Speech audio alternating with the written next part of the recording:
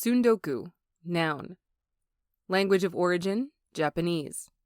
Meaning, the act of acquiring books but allowing them to pile up unread. Kunio and Riki have been kidnapped, and it's up to their girlfriends to save the day. Kyoko and Masako take the spotlight of River City Girls. An old school beat 'em up with modern advancements? That's perfect material to find in D-Pads and DLC, a review of retro and retro-inspired gaming. A title like this is an obvious match for limited run games, who have released a collector's edition in recent weeks. My name is Chad Bonin. Be my player too as we dive into the Tsundoku Zone and check out River City Girls. Comics, games, animation, and a variety of henshin credible superhero shows from Japan. Chad Bonin guides you through the Tsundoku Zone.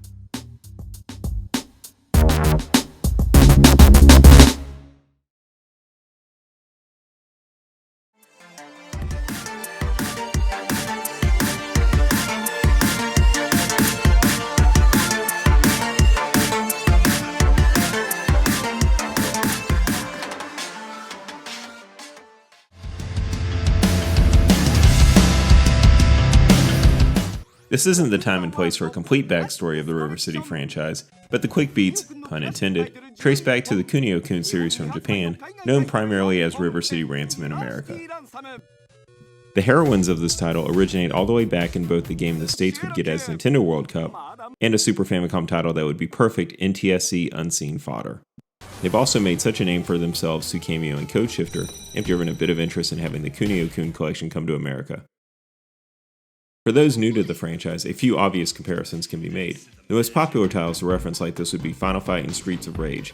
Pick a character and brawl your way through a city to an eventual goal. River City Girls could possibly be more equated to the long-lost Scott Pilgrim vs. the World the Game, a title people clamor for limited-run games to re-release. With light RPG elements on top of the fighting, characters can level up, buy new attacks, and manage some basic inventory to restore health, improve skills, and so forth. Factor in the ability to string attacks together, literally kick people when they're down, and recruit your enemies when they're at their lowest, and you have a wide range of exciting brawling moves at your disposal. And that's all before you grab a baseball bat, have to do some light platforming, Get out of my house! and go on some requisite fetch quests, Exactly! Bring me a double Merv burger and you... in an open world map to break up the beatdowns. With that in mind, fighting the first few bosses of the game led to some thoughts. It's time to speed read.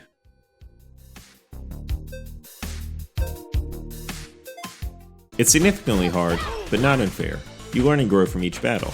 The gameplay itself is so fun that you don't hate redoing some battles. Some. The visuals are amazing, and the best way to explain it, it's like if the Saturn had a great brawler. WayForward knows their way around some sprites, and it's appreciated. The presentation is heavily anime inspired, but little retro touches don't let you forget its origins.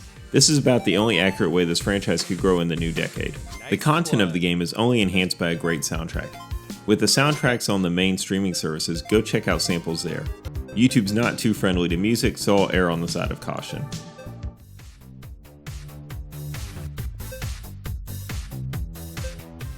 The game is not free of the odd glitch. I shouldn't be locked into a screen with no way out but returning to the title.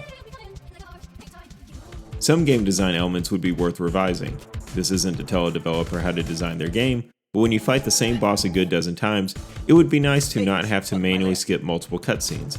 A quick restore akin to a save state would be a save sanity state in this case. Beyond this, fighting an enemy near an entrance and accidentally triggering a screen change is such a problem that it appears they're patching this out in a future update. One dream that would do great for single player fans would be to add computer co-op, but that's a fever dream.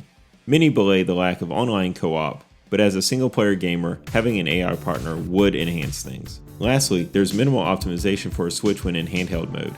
I fear to imagine how a Switch Lite player would deal in these situations, but button prompts are impossibly tiny and, honestly, a few pixels may be all you get for the 4 face buttons. Kunio and I became best friends.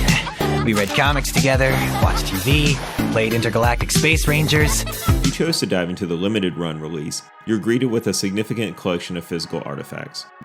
The physical game case includes a reversible cover and a significant amount of art throughout. This game gives a good reason for physical manuals to return. 2 CDs of music with a significant amount of songs. While many of these are available for purchase, it looks like this may be the only way to get all these tracks in one location. A replica cartridge for the Nintendo Entertainment System. To show off the design work that went into the game, there's an 18x24 double-sided poster. This would be bigger than the frame, but check out what it looks like from the promotional image. 6 character art cards show off some of the designs and cast of the game. The rest of the collectibles make sense as items that exist in-universe. A heart locket, tickets to a concert, school IDs, a kidnapper's photo, the menu for Merv's Burgers, the in-game restaurant. Your excitement for these items may vary.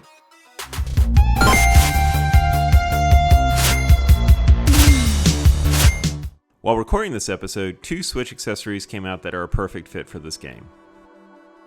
First is a Sega Saturn controller from Retro-Bit, Limited Run Games, and Game Pink. The second item is a portable dock for the Switch, letting you charge and play on the go. This is a long-awaited Kickstarter project that achieved funding in 2019. This clear pink controller raised money to fight breast cancer. A USB connector means it can be used on most modern systems. You'll need some macros on the Switch. The Genki Covert Dock is pocket size with only ports for power, HDMI, and 1 accessory. A flip-out plug helps keep the size small. Within a few seconds, you can hook the dock up to your traditional Switch. The console will assume this is a legitimate Nintendo dock and function as such. I've only sped up so we can get to the action. With a little bit of button remapping, the game plays great and is a natural fit for this classic controller. Naturally, it's great for Sega games of a certain style to boot. While difficult and having a handful of actual problems, the game is decidedly addictive and one of the rare titles I actually aim to keep playing to completion. Limited Run Games has done an excellent release, and this massive box definitely deserves a place in your pile. My name is Chad Bonin, and I'll see you in the stack.